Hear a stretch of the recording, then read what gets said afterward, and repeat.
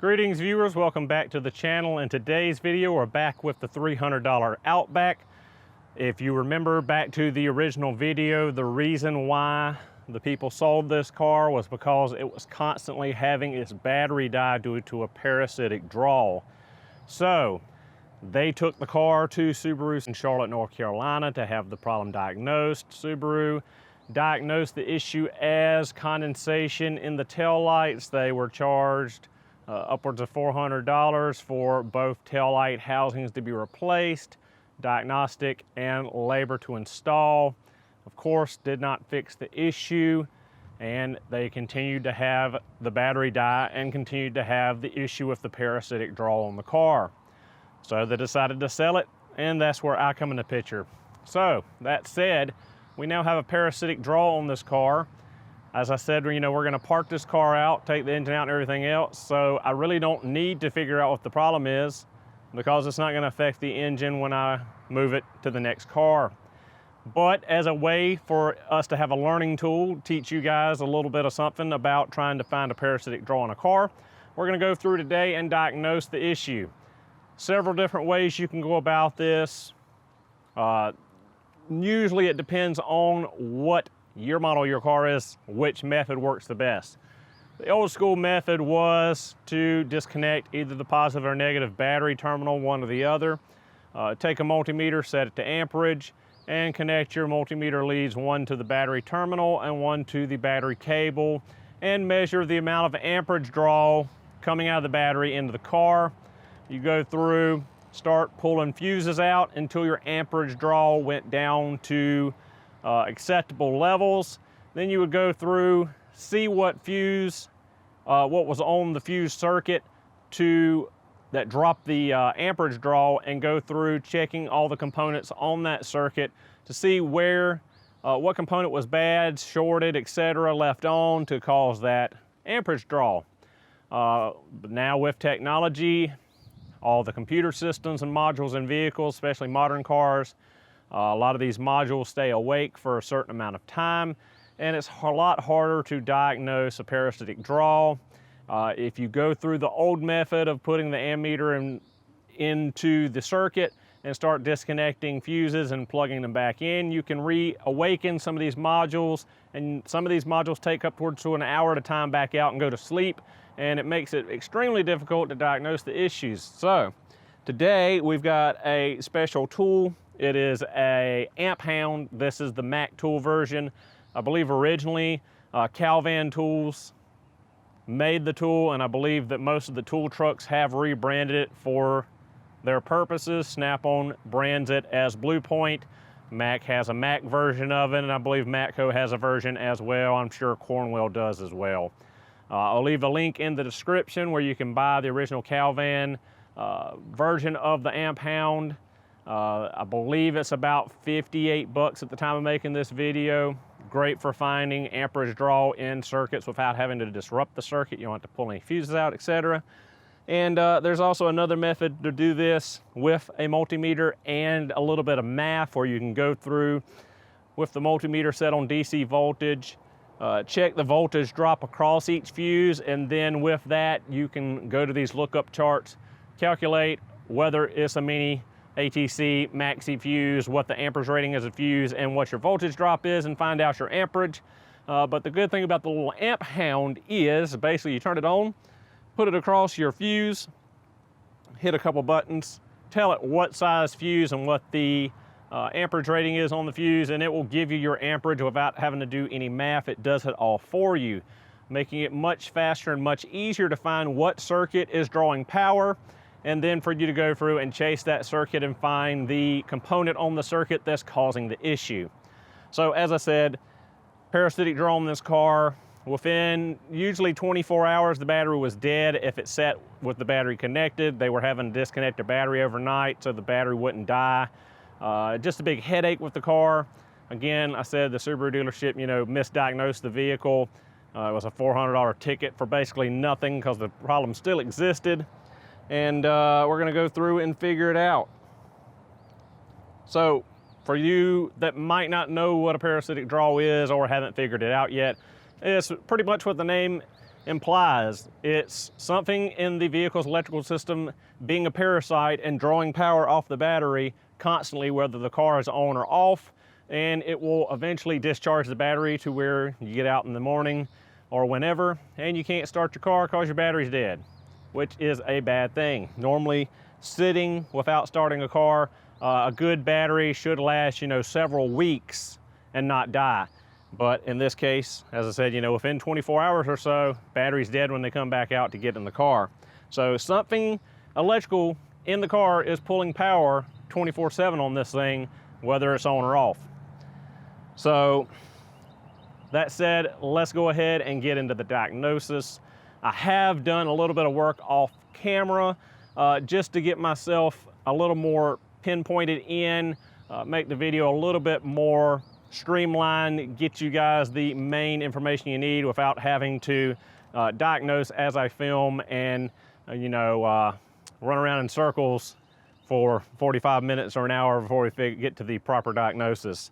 So we'll go ahead and get into it and see what we got, see what our root cause is here. All right, starting off, we're just going to take a quick voltage reading on our battery. We're at 12.4, kind of to the low side, but this is, not a new battery anymore. It was new apparently in 2019, but it has been severely charged and discharged several times, so it's not as good as it should be with only being a couple months old at this point. So we do have enough voltage now to go through and start testing. I did run the car after jumping it off and let it run for about an hour so the alternator could get us charged back up enough where we could go through and test everything. All right, so now everything is hooked back up. And we'll take the amp hound, turn it on. And basically all we're gonna do is go with it and check across each of our fuses, and we'll watch our display. So when there's no power flowing, no amperage draw on a circuit, you'll hear the beep and see triple zeros on the display.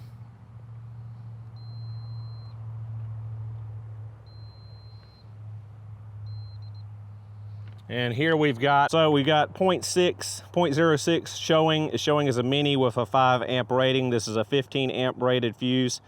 So we'll go through and change that to 15, set that, and we'll check one more time. And we're getting an amperage draw of 0.24, which is quite high for the car sitting. So we are pretty sure that that is where our issue is, and I'm pretty sure I know that's where the issue is because I've already gone through and diagnosed this. This fuse is labeled in the fuse box as clock room, 15 amp. If we did not find any amperage draw in the box up here under the hood, what we would do is go into the car under the driver's side of the dashboard, open up that fuse box in there. We would close off the door switch for the overhead lighting, so we don't have that pulling, and we go through and check every fuse in that box as well, looking for any amperage draw. They all should basically be 000. So our issue is on that fuse. So from here, we will go through to the factory service manual and see what all is on that fuse circuit. All right, so we've gone through the service manual now, looked up that fuse and seen what all was on that circuit. It will be the combination meter or the instrument cluster, your radio, HVAC module, control head, and some of the interior lights. Now we've got it narrowed down to what our issue is. So now we can go through and start systematically isolating these components to see which one is drawing the power. I've already gone through and unplugged the combination meter, AKA the instrument cluster. No change in the amperage draw. Made sure that all the interior lights were off and have unplugged them to make sure that the actual light fixtures themselves are not shorted in any way or form. No change in the amperage draw. Went through and disconnected the HVAC head unit. No change whatsoever again. So basically now we've narrowed it down that our issue is coming from a radio. So we're gonna go inside the car, disconnect the main harness to the radio, and recheck to see what our amperage draw is. All right guys, so we've dismantled the trim here around the shifter, pulled the radio trim piece off, pulled the radio forward. Gonna reach back here and disconnect our main radio harness. Got it disconnected now. So now we'll go back out and check our amperage draw. So that's basically the last thing on this circuit that could be pulling power is the radio, and this car has an additional auxiliary CD player as a standalone unit underneath that piggyback pins off of the back of the radio head unit. All right, the radio is now disconnected as I just said. So we're gonna take our amp hound, hook it back across that same fuse for the clock room with the radio and see if we still got that 1/4 of an amp draw. As you see, we've got a constant beep and 000, so that was where our amperage draw was. There's something going on with the radio or that auxiliary CD player. So what I'm gonna do now is I'm gonna go through and I'm going to plug the radio back in, the main radio harness, but I'm gonna disconnect the pigtail from the radio to the supplemental CD player to see if our issue is in the radio head unit or if it's in the supplemental CD player. All right guys, so plug the main radio harness back in and disconnected the piggyback small harness to the supplemental CD player. We're gonna check again to see if our amperage draw has come back or if it is still gone. As you see, we've got the beep, 000s once again, no amperage draw on that circuit anymore. So we've pinpointed our issue. Our issue is the supplemental auxiliary standalone CD player that piggybacks off of the standard radio head unit is our problem and is drawing a 1/4 of an amp of power. That's what's killing our battery, and that's where our draw is. Basically 100% confirmed, quick, simple, easy to get to the result here. We're gonna let the car sit after I charge the battery back up for a good 48 hours, leaving the CD player disconnected. Come back, see if the car will still start, check to make sure that the battery has not died, and that will 100% confirm that our issue here was a bad supplemental auxiliary CD player and not the cracked condensation filled taillights as the Subaru dealership misdiagnosed this car as. All right guys, and we're back. It's been right at 48 hours since we did our diagnosis and disconnected the suspect auxiliary piggyback CD player.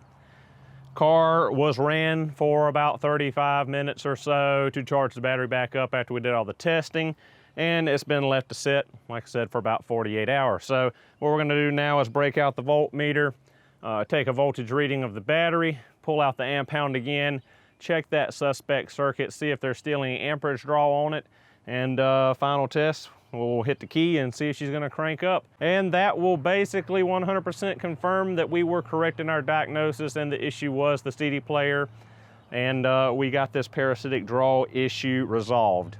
All right, let's check our battery voltage after sitting 48 hours. We're at 12.24. It is a little on the low end, but like I said before, don't know exactly what the battery's age is. I assume this 1019 is when it was put in, and it looks like it might have been a used battery at that point. I don't see any date sticker anywhere else on the battery, but I'm looking all over and I'm not seeing any actual date, so I don't know if 1019 is just the date this was put in or that's when the battery was purchased new. So this could be a far older battery. That said, we're gonna go ahead and get the amp hound out and check that circuit. All right, amp hound is on. Let's check that radio, clock, memory, interior light circuit again. As you see, we still got 000s, no amperage draw on that circuit. Before we had about a 1/4 of an amp. So it looks like we're still good there. All right guys, so big test time. Will the Outback start under its own power?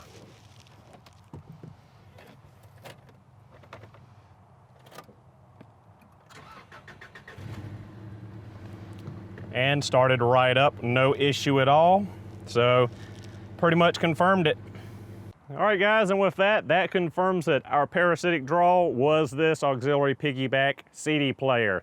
That's what was killing the battery all this time, and that's the root of the issue. It was not condensation in the tail light housings from cracked tail lights, as diagnosed improperly by the Subaru dealership, resulting in about $400 out of the customer's pocket, and resolved absolutely nothing other than water in their tail light. The main reason they sold it was because the battery kept dying. It was a headache, and it was all due to this auxiliary CD player. In real time, it took about 45 minutes start to finish for me to diagnose the issue as being the CD player off camera before I put everything back together to film for you guys. Do not know how long the technician at Subaru spent on the car or how they arrived at the conclusion of water in the headlights being the cause of the parasitic draw. So, just goes to show you that taking your car to the dealership is not always going to give you the best repair, the best service, and the most accurate diagnosis for issues. It's just the truth of the matter. The dealership is not always your best bet for service and repair. A lot of times it is, but in this case, for this customer, it wasn't. Thank you guys so much for watching. Hope you enjoyed, and I will see you in the next video.